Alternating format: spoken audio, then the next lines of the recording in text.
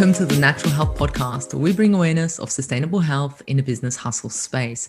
The Natural Health Podcast is perfect for the high-performing, business-minded individuals who want to work with their biochemistry to achieve success and optimal health. It's Friday, which means it's time for friends sharing facts about health, business, and overall success. In today's episode, we talk to life coach Chelsea Carter, who will talk about anxiety and how you're able to reprogram your brain. Chelsea Carter is a certified life coach, guiding women from past trauma to self-love. To this day, she has completed most of the things she wished in for life, from studying BA Politics and Law, and then MA Global Communications and Development at American University of Paris, to working at the United Nations Human Rights, to guiding people as a life coach, traveling around Asia, and working in the non-for-profit organization Eco Femme in India. Chelsea is also currently studying a master's in Neuroscience and Psychology at King's College London. Some interesting facts about Chelsea are that she used to race cars when she was between 11 to 16 years old. She came face to face with a cobra coming out of her bathroom in India. She absolutely loves languages and speaks two native French and English, Spanish fluently. She's also learning some basics in Italian, Arabic, German, Tamil, which is in India, Bahasa, which is Bali in Indonesia, and some Thai.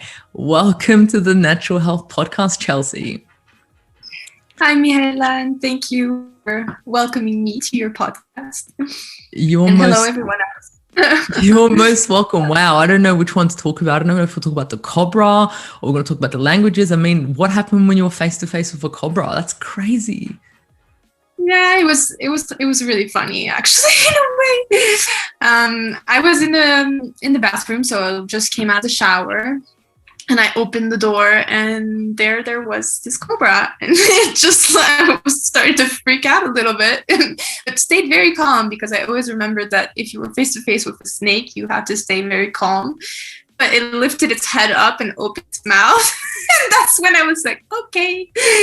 But I stayed very calm. It was impressive, and I just closed the door very slowly, and I stayed in the bathroom. But it was interesting because the bathroom had a gap at the bottom, so throughout the bathroom almost there was a gap, so I thought, okay, it can come through anyway if possible. And at some point I thought, okay, I'm gonna open the door a bit to see if it's still there, if it's gone. And as soon as I did that, I started to freak out again a little. I was like, oh no, why did I do this? It's gonna come in the bathroom. And in the end it didn't. It was gone, and it was all fine. Oh my gosh. Yeah, did you end up finding it later? No.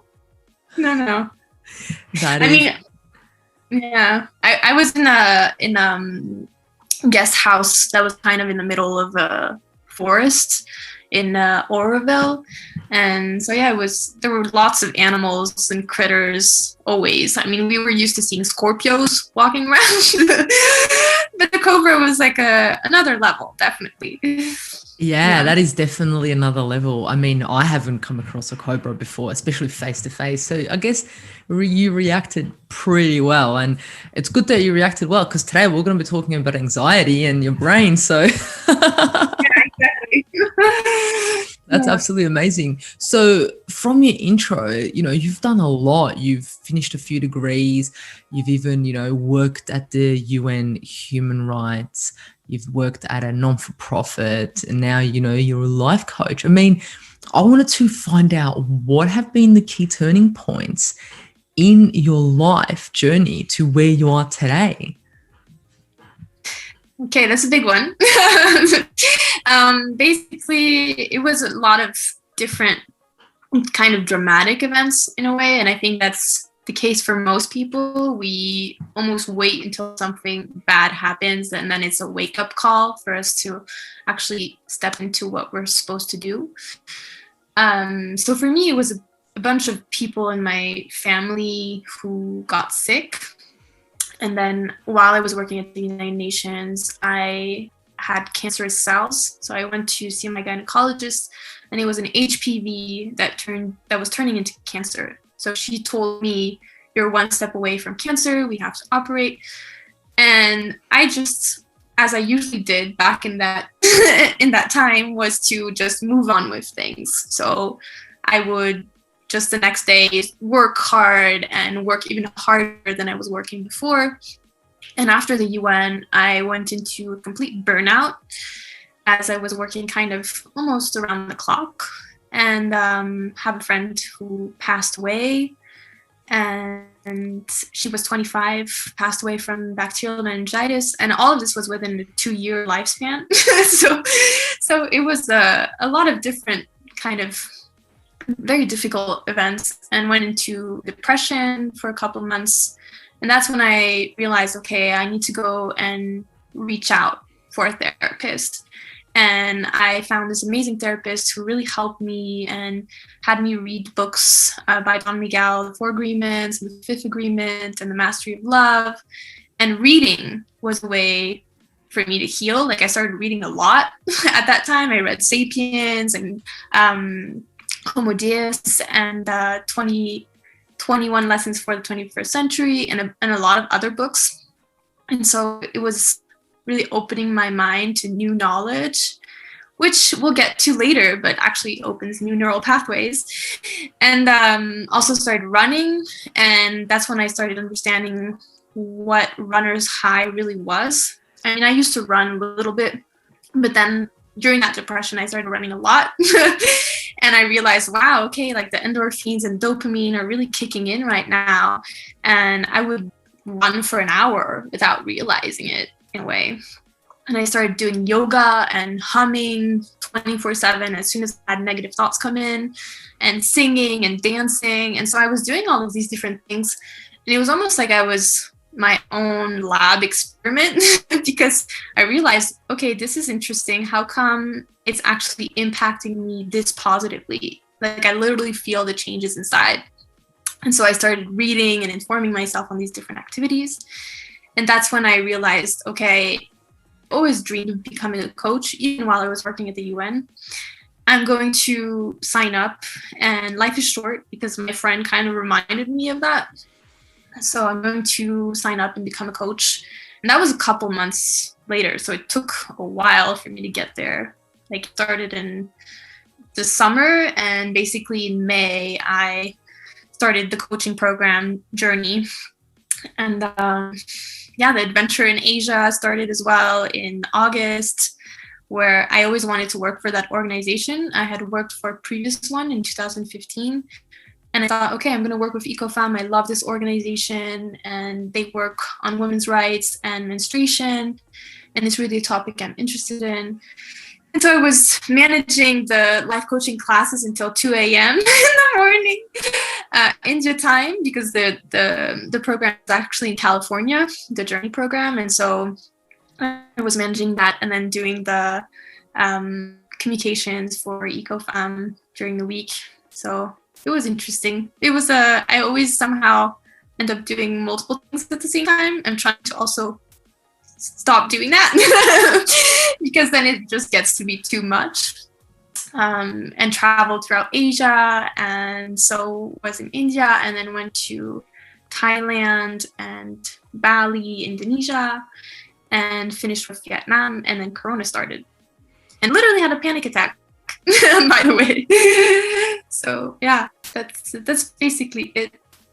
That's a lot of things and a lot of turning points. It's a lot of turning points to where you are now. So are you currently studying psychology? Is that right?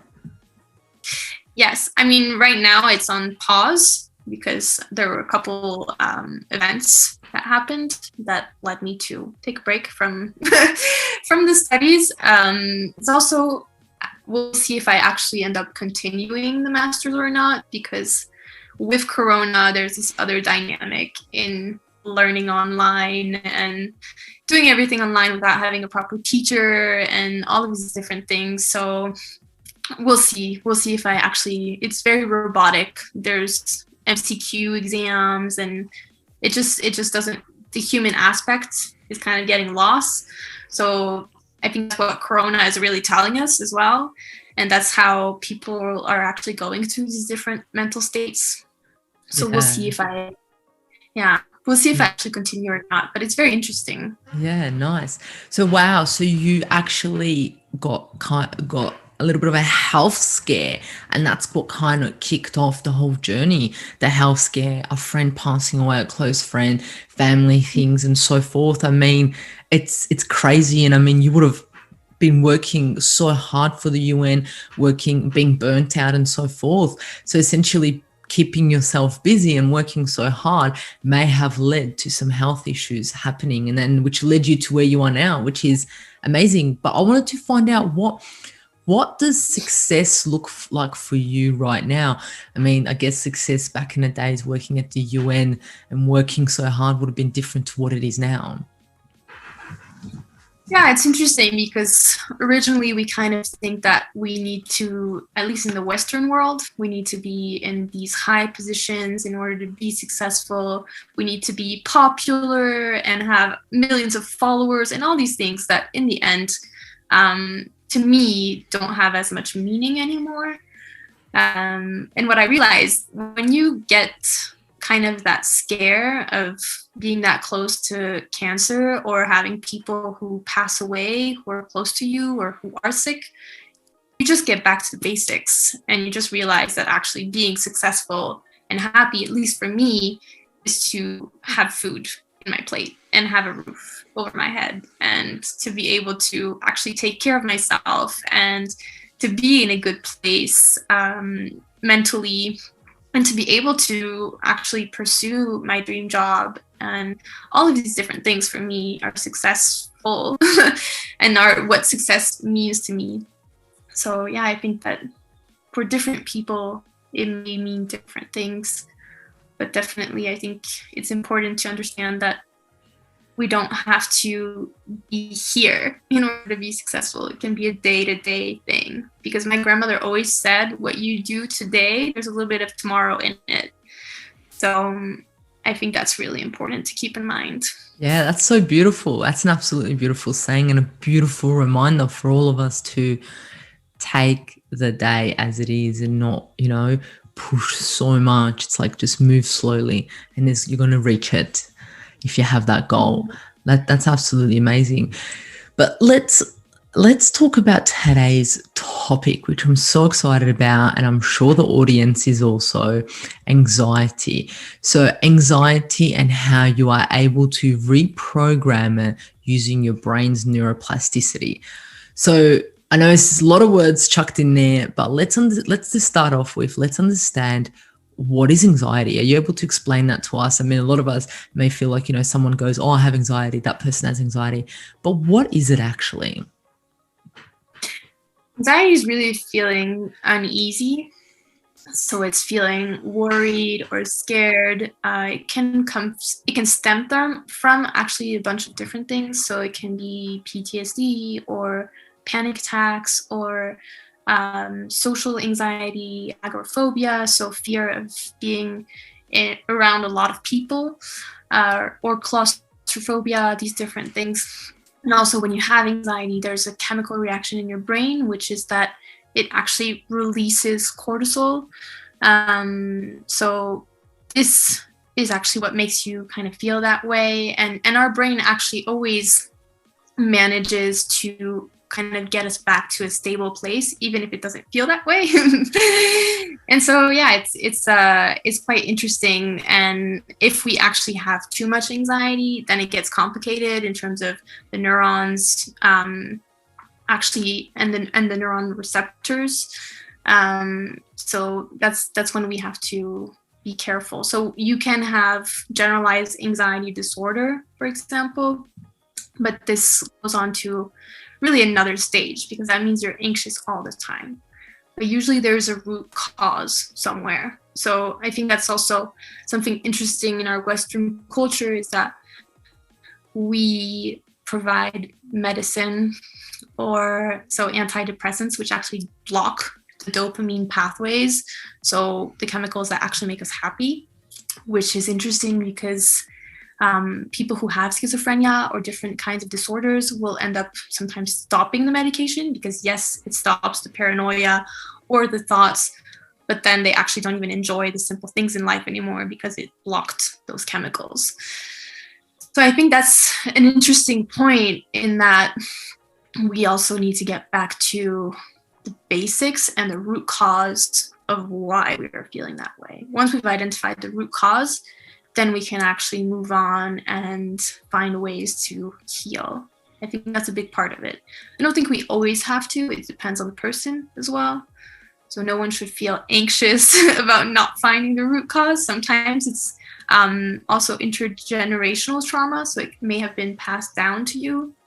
So that's also something that can be in your hormones and your cells without even necessarily realizing it. So that one, for example, may be more difficult to figure out. Yeah, because I was going to say, you're saying root cause, but I guess there'll be some people that will be like, I'm just feeling anxious and I don't know why. And I guess that answers the question, and where is it from? And that's what you just said, generational, like that's been passed on to through the cells and so forth. Yeah, are you able to touch upon that just a little bit?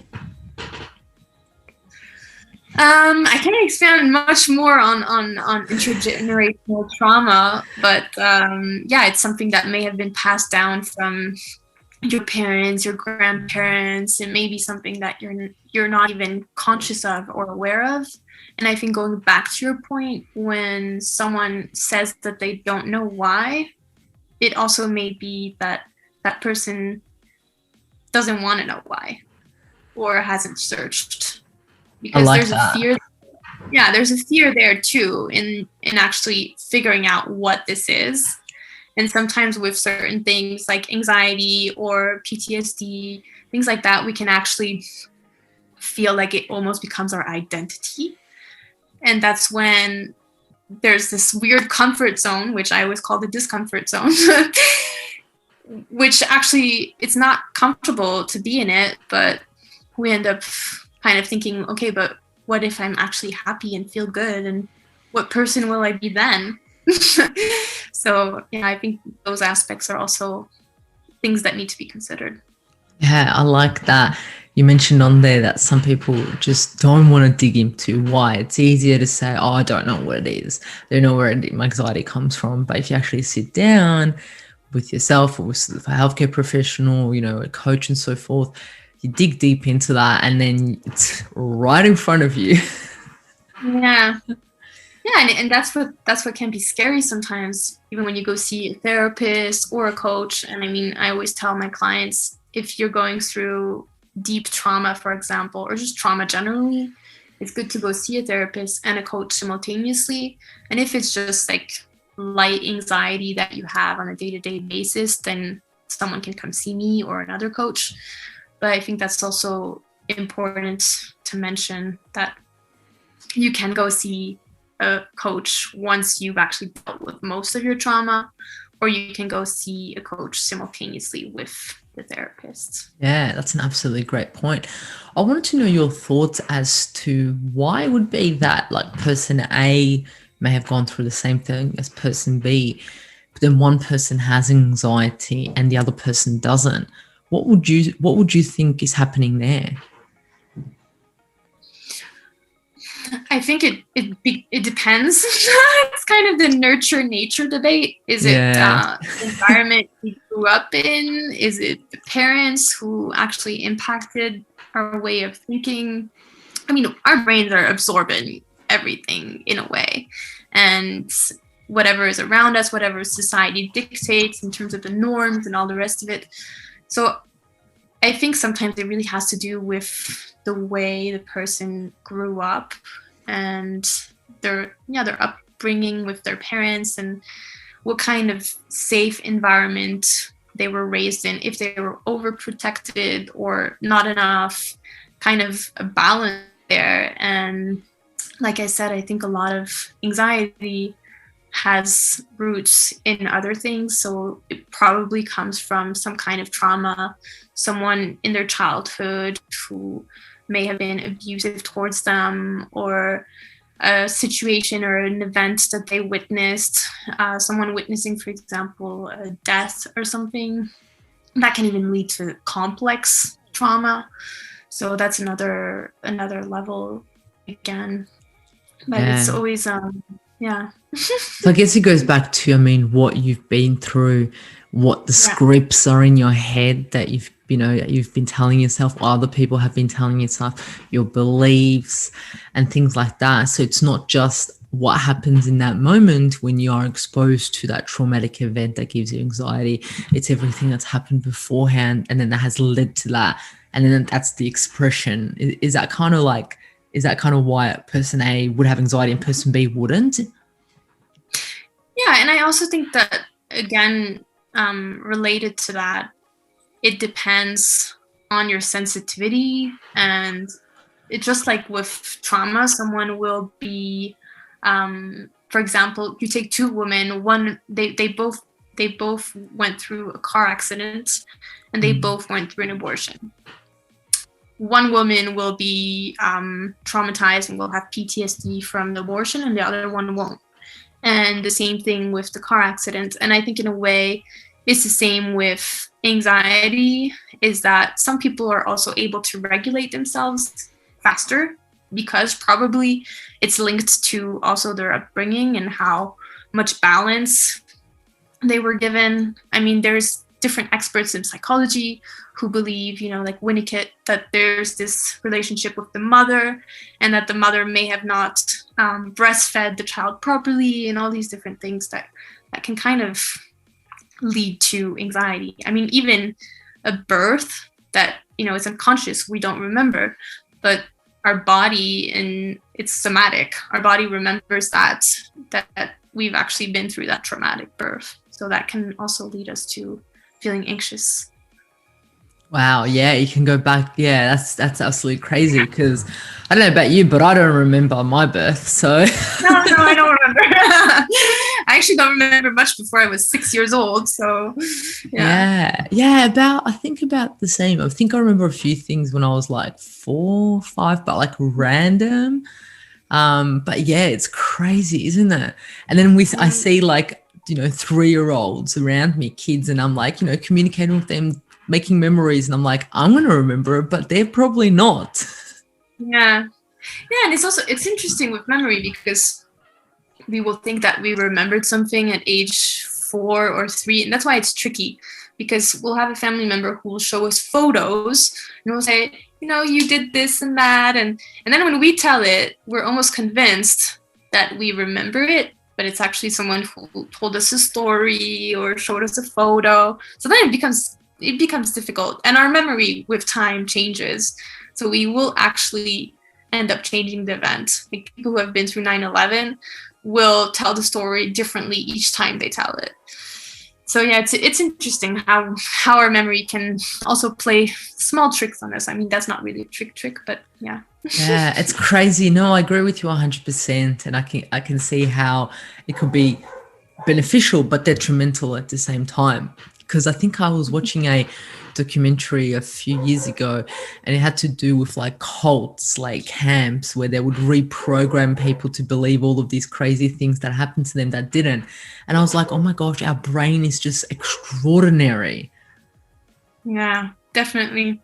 I mean, there are so many different experiments where they managed to make people believe that they were this or that.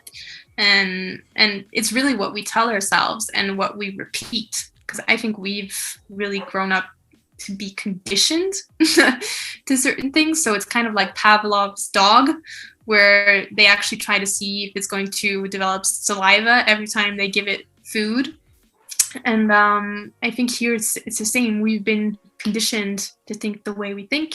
But the good news is we can actually try to change that and condition ourselves positively, even though conditioning doesn't sound like the nicest word, but it's an important aspect of who we are as human beings as well. Yeah, so we can take the negative and the positive. But whilst on that, I wanted to know about negative thoughts. I've always heard that, like when you're thinking negative thoughts, it's like you're making yourself a pathway in your brain where your brain just goes that way just because it's you. Like if you had this negative thought in your head for like, years and years and years, it's kind of like you're paving the pathway in your brain. But how do negative thoughts actually impact our brain, and what actually occurs in our brain when we think negatively? Well, first off, negative thoughts are normal. We all have them. We have about Thanks for saying that. We have about 85% of our thoughts that are going to be negative and 95% that are going to be actually repetitive. And that's because of who we are. We're Homo sapiens. And so as we developed as Homo sapiens, we developed what's called fifth degree mentalization, which is actually having the ability to think about the thought. So we started to worry about the past. We started to wonder about the future. We worried about our dead ones and all the rest of it. Whereas Neanderthals were actually very much in the present. and in some ways, I think we should go back to Neanderthals. But with Homo sapiens, what's incredible is that we managed to create art and all these different things around us, and books. And so I think that there's a lot to be said also about how beautiful, in a way, having this process of thinking about a thought can creatively impact our world and makes it more interesting in a way. Because first degree mentalization is a spider, for example. It just knows it's an entity. That's it. Second degree mentalization is cats and dogs. So they know they are an entity and they know you are an entity, and that's it. And third degree mentalization is knowing that someone else is thinking a different thought. And fourth degree is the Neanderthals. So being really in the present. They didn't really have the same things as we did as Homo sapiens, which is fifth degree mentalization, so thinking about the thought. And our brain, interestingly, developed as we developed throughout society. So when we started creating fire, like our brain also started to develop here, tools, and our body changed as well. So we went from the chimpanzee to the Homo sapiens, but in our body and our brain, everything started to develop as we developed as well. And our thought process came with that. Wow. So anxiety, negative thoughts, all normal. It's who we are. But we can also manage them, which is very important. That's crazy. I never even thought about thinking about a thought. Like now that you said that, I'm like, yeah, I do think about thoughts, and it's crazy because I wouldn't have thought about it, but now that you say it, I'm like, no, this is true. I do think about thoughts. It's an interesting concept. Yeah, I wonder what the sixth one is. What's going to happen to us? We'll see. But normally, if we have a sixth degree mentalization, we're not going to be able to understand each other. Because every time there is that evolution gap, it's like there's a new species that's smarter in a way. I think animals have lots of capacities that we are still unaware of. So I think sometimes it's very big of human beings to kind of say that we are the superior species. We want to think that, don't we? Yeah, exactly. But every time there's a new species that's kind of developed, then there's going to be a gap in between how we can actually understand one another. And I think with the new babies that you can actually create, from what eye color you want them to have, to if you want them to be an Olympic swimmer, those kinds of things, which actually Yuval Noah Harari writes about in his second book, Homo Deus. So it's all about the future. I think that's when we're going to have interesting human beings that are going to develop. Yeah. So that's kind of like another the sixth one, maybe like AI, artificial intelligence, and we can't. It's crazy because we can kind of like see it kind of coming, because there's been this huge shift of things occurring in the last 50 or so years. Whereas back then it was kind of like the same stuff, we've been doing the same stuff. And now it's kind of time for that. It's kind of hitting that gap closer and closer, isn't it? Yeah. Yeah. So we'll see what happens. And going back to anxiety and negative thoughts, what's also really interesting with anxiety and negative thoughts is that when you have negative thoughts, they're actually sticky in your brain, literally. Whereas positive thoughts actually are slippery, which kind of explains that when we have positive thoughts, it's more difficult to keep them, whereas negative thoughts are like just there. and until we've actually managed to go through them, they're going to stick. And like you mentioned with the neural pathways, as we create positive memories and positive thoughts, it's going to open up and create new neural pathways. So you literally have an impact on how your brain is kind of developing and growing. Whereas if you have negative thoughts, it actually kind of eliminates some of those neural pathways, which is a bit worrying in a way. It's like, okay, I can actually delete or eliminate some of those negative thoughts. And then on those neural pathways, there are masses that can form. So those masses are actually when you have trauma, for example, like PTSD, and you have thoughts that kind of go into overdrive. You just keep thinking about the thoughts. So that also explains it in another way. Yeah, that's so interesting how negative thoughts stick and then positive ones slide, because it's kind of like you kind of go, oh, why can't I think about, like, if you're upset or something, or you've got anxiety, why can't I think about good things? Like, I always usually think about good things, and it's like the bad ones just stuck there. And it's kind of like, and it feels like that. A lot of people use that terminology. They use that like it's stuck on me, like that thought is stuck. And you've just explained that, like, it actually is stuck in your brain. And it can even grow a little, what did you say? It can grow like a little lump on it in regards to a trauma. Yeah. Mass, yeah, exactly. Mass. That is crazy. So even the language that we use is kind of like what you've explained, like that negative thought stuck on me. I've got anxiety, negative thought stuck. But then you said a key word is until we work on those negative thoughts, which is an interesting thing. And I guess this is where neuroplasticity comes into play. Is that right? Yes. Yeah. Basically, neuroplasticity is learning from an experience.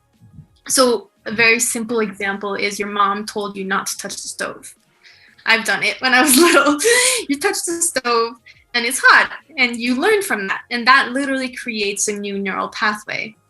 But we can also create new neural pathways by running and reading and doing yoga and all sorts of activities that will, as we learn, expand our brain in a way and make it feel better, literally and chemically. So what is neuroplasticity in our brain? Like, if someone goes, I don't even know what that word means, how would you explain it in really simple terms? So it's really about learning, like I said, learning new things, which will develop your brain. And the neuroplasticity is literally making your neurons kind of like plastic, like you can actually expand them. So it's about expanding your brain through the knowledge that you're creating or the life experiences, because it's not just about knowledge in the books. It's also about what you experience in your life. 100%. And anyone can use neuroplasticity in their brain. I mean, do you have to be a certain age? Do you have to be a certain gender? Anything? Or does it just work on anyone? Normally it works on pretty much everyone. I mean, I'm not a psychiatrist or a neuroscientist, so I think they would be able to delve more into that than I can. I think it depending on also maybe hereditary disorders and things like that. I think then it can make things more difficult. But overall, I think most of us can.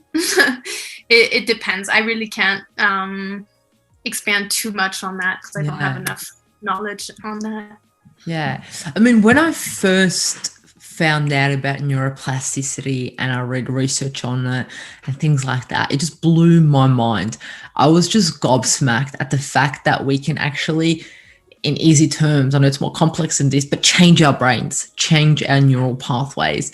I know it takes, effort, it takes time, and it takes the willpower to want to. So I guess, how is someone able to use this neuroplasticity and reprogramming their brains to assist them with their anxiety and their negative thoughts, if they have any? I think you made an excellent point, which is that we actually need to put in the efforts in order to feel good again, in order to be healthy again, mentally and physically. I mean, it's easier to watch TV than to do yoga or go for a run or read a book, all these things. So I think that's where including some of these activities you love, and I insist on that word because it's personal. Each of us like different activities. And as you introduce those activities into your daily life, you will actually develop better mental health. And I really, like I said in the beginning, felt like I was my own little laboratory animal. And that's when when I understood the impact of all these different components, and actually you can reproduce the same chemicals that, antidepressants are supposed to help you with. I mean, then again, it depends on the individual, because some people really do need antidepressants, whereas others not as much. But generally, I think we do need to go towards softer mental health and other ways of healing. And it's interesting because I've had discussions with people sometimes. It's like people forget or haven't looked into it. But in Africa, in Asia, in so many different places, people know. They know that singing and dancing and reading and all these different ways of healing exist. And I think that's really important to keep in mind, is that all these different components together can make you a happier and healthier person. Yeah, you're so right. I mean, when you look at the traditional people of any culture or any country, they know what's right and they know what to do. Like, for example, here in Australia, the Aboriginal people, they have story time. That's about talking about stories around the fire and passing on knowledge, information, values, and so forth to people. But they also have dances, they've got art, they've got all these spiritual practices, which is so beautiful. And I mean, I don't remember the last time I did any of those spiritual practices in a way, which kind of makes you think a bit and be like, wow, like they know, like you said, they know what the right thing is. I mean, they do this dance around the fire and you look at it and you go, that's a bit different. You don't see anyone in the backyard here doing that, but maybe we should, maybe we need to. Yeah, definitely. And like you said, we are actually stories. We're made of stories. And in Sapiens, in Yuval Noah Harari's book, he explains what differentiates us from animals is actually our stories, the myths that we have. So the biblical myths, all the different, the Torah, all the different religious books, the Quran, all these different books are stories that we have. And then there's also gossip. So all these three things are really what make us humans, and the way we communicate and get organized as well. We have the capacity to organize quite fast. But some animals are really interesting as well in the way that they can actually organize themselves, like bees and ants, and yeah. Yeah, it's crazy. Yeah, it's so interesting how we communicate. And these days, a lot of the stuff that we do is we don't really tell stories much. We do a lot of scientific research. So we use a lot of science to do things. And it's like, is that a story, or is that where, it's kind of like what's going to happen in a few years' time when we don't have these stories anymore? And it's just like, well, science says this and that's it. It's black and white, Yeah, and at the same time, I think science become stories, just like news, everyday news, world history becomes history. So yesterday's news is today's history. Yeah. And I think with science, it's the same way. And I think that there's really interesting stories there as well. But I think in our society, in the Western world, we forget about intuition, about how we are actually just creatures on this planet. And sometimes we just have to get back to the basics with that. And we can intellectualize all we want, and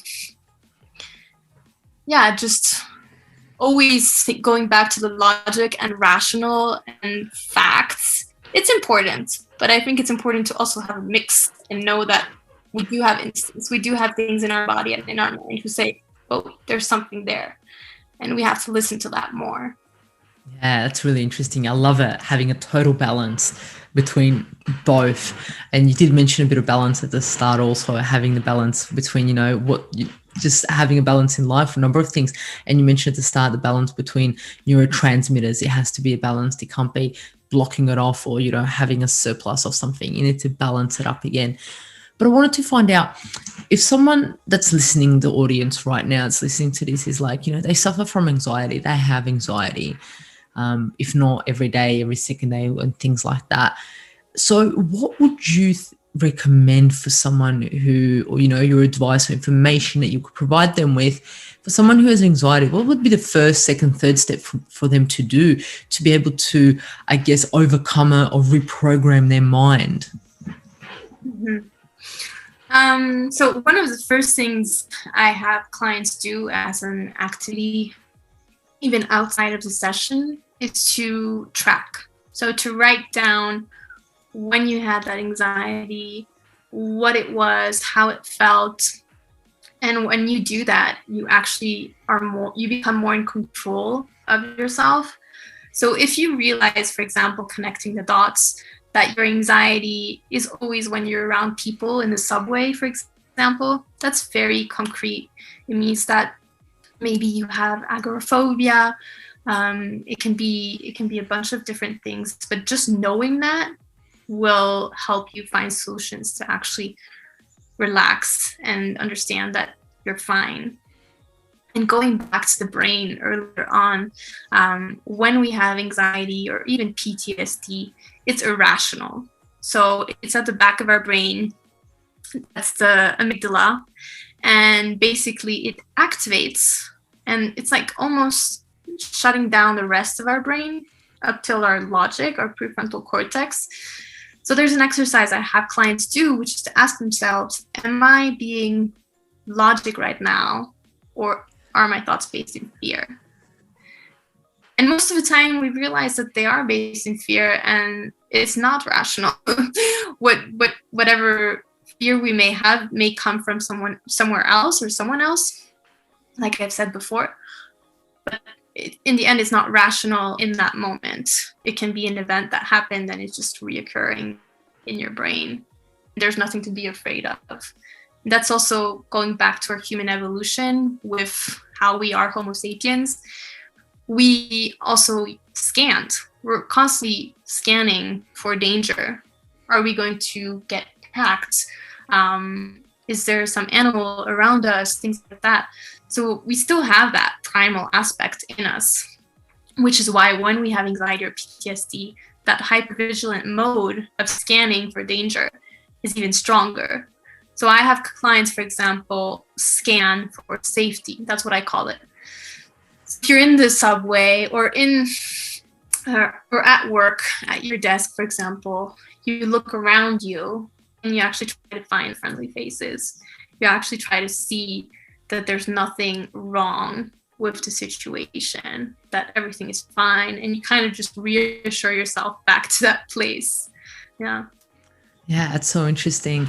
And talking about the office, I think like 2 days ago, I read a study about how open offices are actually making our anxiety and making our stress worse. The fact that we are facing, our back is like our back is vulnerable. So anyone can, for us, like you said, Homo sapiens, anyone can attack us from the back, and that is a huge stressor for ourselves. So actually having an open plan office or working office plan medicine increases our anxiety with and stress and our cortisol without us even knowing, because exactly what you said, we are constantly scanning what's going to happen. Is someone going to attack us from the back? Is the boss going to yell? Is there going to be someone walking past that we don't get along with, and so forth? So yeah, how it interprets to our modern everyday life, working in an open office. Yeah, and it makes absolute sense, because I think in a way we all need our little cocoon as well, where we feel like, okay, I can concentrate and work. And again, we're also different. Some people are more social, some people are more introverted than others. And I think in the end, we're all a bit of a mix. And it depends on the season, kind of. Yes, I agree with that 100%. I'm so glad you said that. Yeah. Yeah, and back to what you were saying about the door, in a way, the exit. So it is a fear of like attacking, but it is also a fear of like not having that capability to run away fast, in a way, to have that exit. So even when you're doing an interview with someone in an office for a job, it's better not to have your door behind your back, because it's going to create kind of anxiety in order to actually get away fast, kind of, in a way. Yeah, it's so interesting facing like that. And also if you do work in an office, like how you place your office, where your desk is, it kind of goes back to feng shui in a way, but it's kind of like just looking at it in a sense of, like you said, for your safety and making sure, you can ask yourself, do I feel safe here? Like think about your thoughts. So, and we're capable of doing that. But going back to what you said, if someone has anxiety, I love that the first thing that you said is tracking. I think that in itself is going to just do major changes, and it's going to change the person's anxiety levels, the person's awareness, just that little activity. Because us as humans will problem solve. We look at it and we go, well, this links. Oh, okay. It's so good to get someone to track it. Mm-hmm.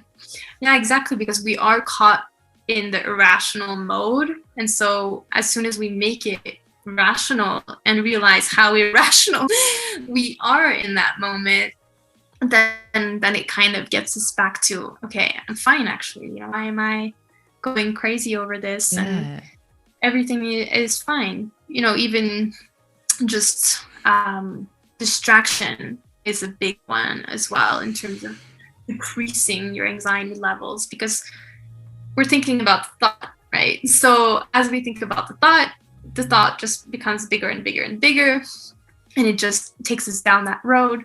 So we have to get back to the place where we're no longer just thinking about the thought. So we're distracting ourselves. For example, naming the different objects that are around you in your head. And as you do that, it will actually decrease your anxiety. Or placing your hands, for example, on your desk, or feeling the floor beneath your feet. You're grounding yourself, and you're actually feeling the surface and thinking about the surface rather than your own thoughts. So all of these different techniques, and there's lots of them, that can help you decrease your anxiety and cope with it. Because I think when you've had PTSD or other forms of different things that led you to have anxiety, then you kind of need to cope with it on a day-to-day basis, and eventually it will decrease with time. Like I used to have PTSD because I had an abortion.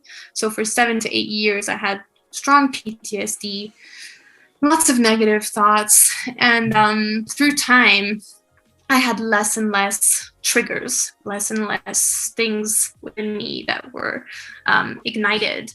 And going to see different professionals helped a lot. I think it's really important to go see people for the food you eat, for your body, have a kinesiologist take care of it, or take care of you, a naturopath, a coach, a therapist. Like just try lots of different things. I think that's what really helped me, and I think it's what we should all try and do more. Like getting a massage will release tensions that are in your head, literally. So Yeah. Yeah, I love that. Thanks for sharing that vulnerable story about, you know, the miscarriage and things. I mean, I'm glad that you brought that up because there's so many individuals that go through that, and it is trauma. And like you said at the start, it depends on the individual how they deal with it. And having exactly what you said, having a team around you that looks after your mind, physically, mentally, emotionally, spiritually, and so forth. It's key to have a group of individuals, practitioners, healthcare around it that can support you. So when you do cross that trauma that you know is going to cause you anxiety or PTSD, or you deal with it then and then. It doesn't come up in 5, 10, 15 years time.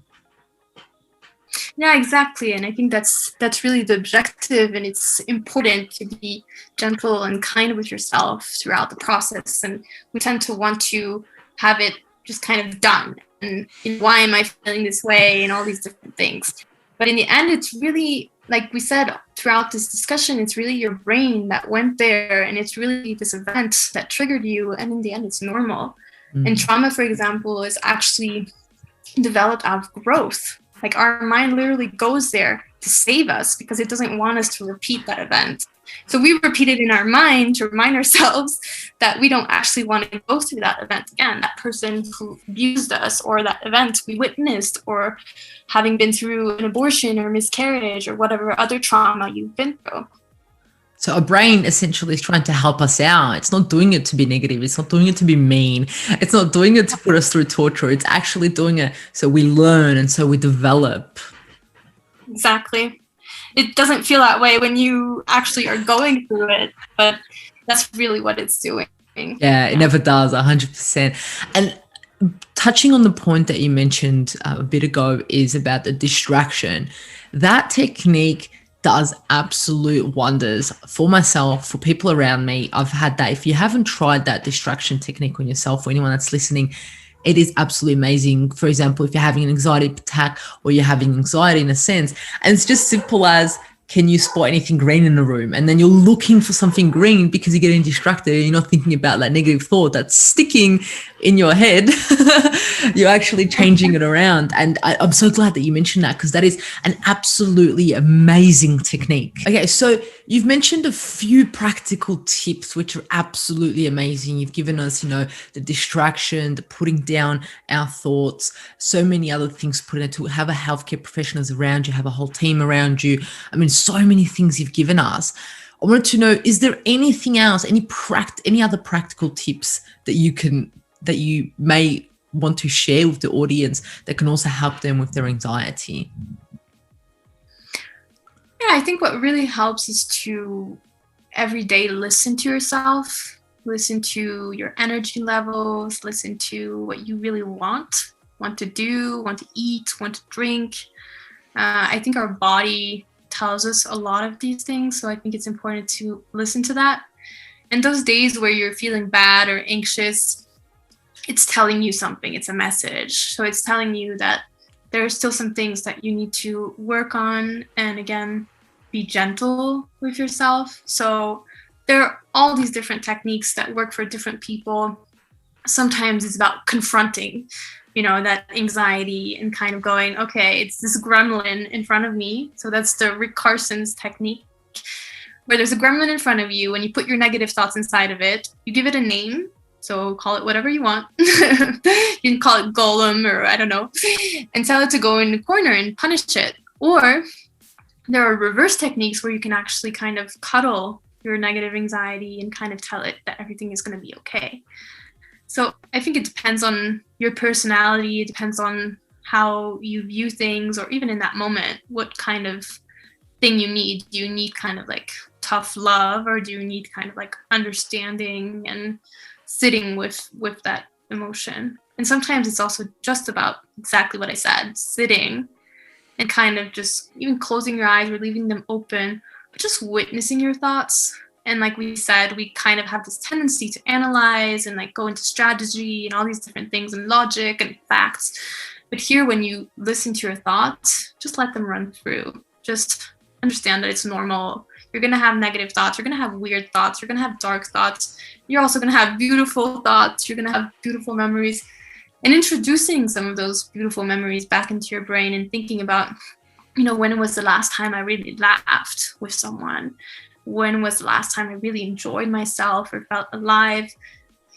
And if there's not that moment, because some of us have experienced different things in our lives and it's more difficult to kind of see that silver lining, try to be more in the present and observe things around you in nature and see kind of the leaves moving. And being in the present is one of the best gifts you can have. Like going back to the Neanderthals, you will actually be in a happier mode if you're in the present than thinking about too much in the past or the future. So I think that's also a big one. But listening to yourself.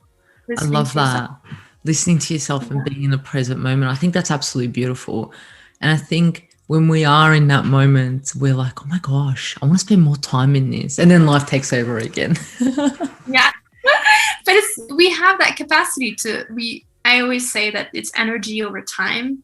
We have that capacity. If we have that good, positive energy, we can actually slow time down. We don't always have to be in this speed mode. And in fact, if we are, at some point we're going to burn out or we're not going to be as productive. It's contradictory. Like we think that we're going to be more productive is if at 7 a.m. we get to our computer, we start to work. No, if we actually take our time, listen to ourselves, what do we want? What do we want to do? What do we want to drink? Let me just enjoy this moment and just be. And also, if you want to be in movement or be still, but before you start work and even in between work, take a break because it actually makes you more productive. Yeah, 100%. I love that. You've just said that so beautifully and absolutely amazing. Definitely 100%. So now they've given us so many tips. I mean, the audience is overwhelmed probably and it's like, I've got to write all this down, which is absolutely amazing. I really appreciate you sharing all of this with us. I wanted to ask, to finish off the Natural Health podcast, as this is a Natural Health podcast, I ask all my guests, what is your best kept natural health hack? You may do this every day or it's something that, you cherish as a natural health hack. What would that be, Chelsea? Yeah, it's a tricky one because I feel like I said, like listening to yourself is a big part of it. Being gentle with yourself is a big part of it. Using these different techniques is a big part of it. So throughout the day or even days, I kind of just switch it up around. I would say though that every week I kind of start with, okay, what do I want to do this week? Like, what is something new I want to introduce into my life? Like, do I want to start this whatever 21 days or 30-day challenge thing? Or do I want to start my own little challenge with myself? And that goes back to the neuroplasticity and can open up new neural pathways. It goes back to my job too, which is helping people figure out some goals that they want for themselves each week.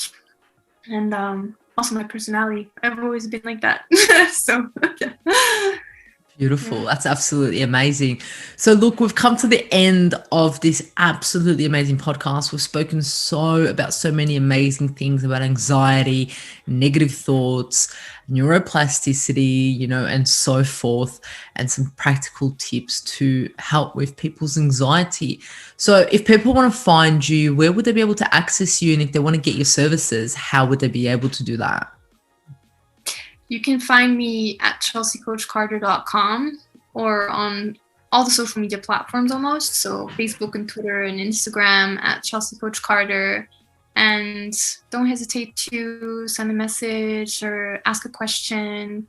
I'm here for you. That's my job. And like I mentioned, right now with Corona, it's even more important to really be gentle with yourself. People are working, so you're working from home. You don't really have as many breaks perhaps as you used to commute between one place to another. So really just be gentle with yourself and what's going on, and remind yourself that the energies are a bit off with this Corona, and what can you do to feel more at peace every day? What practice can you introduce? Yeah. Or who they can work with, such as yourself, to help them with their everyday. Yeah, exactly. Or other professionals, or a combination of professionals. I think that's really what's most effective, is to try different things, because some people will say, I tried that, I don't like it, and then kind of give up on their mental health or their nutritional health or their physical health. But then it's about connection. It's about connecting with that one professional. And it's also about just trying different things. I tried hypnotherapy, I tried healers, I tried coaches, therapists, kinesiologists. Like, I've tried a bunch of different experts, and some of them were amazing at what they did for me, in my opinion, and some others, in my opinion, were not as great. And so it just depends. You just have to try different people, try different things, and see what works for you, really. That's absolutely amazing. Thank you so much. Is there anything else that you want to touch base upon before we go? I mean, we've spoken about so much, and we've provided so much value to the audience, which they're so grateful for.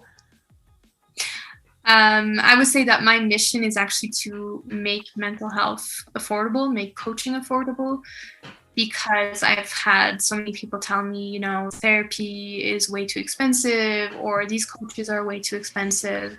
And really making that affordable, especially now with Corona, I think is very important, because people are in very different mental states. Even myself, I found myself this year and the past year kind of going like, okay, I'm not so good right now, which is normal. It's normal. And we also have to accept our different states. We can't be happy and positive all the time. Like, we have a range of different emotions. And so, yeah, don't hesitate to contact me or send me some of your friends or family members who may need to be accompanied by someone. And like I said, I'm not a therapist.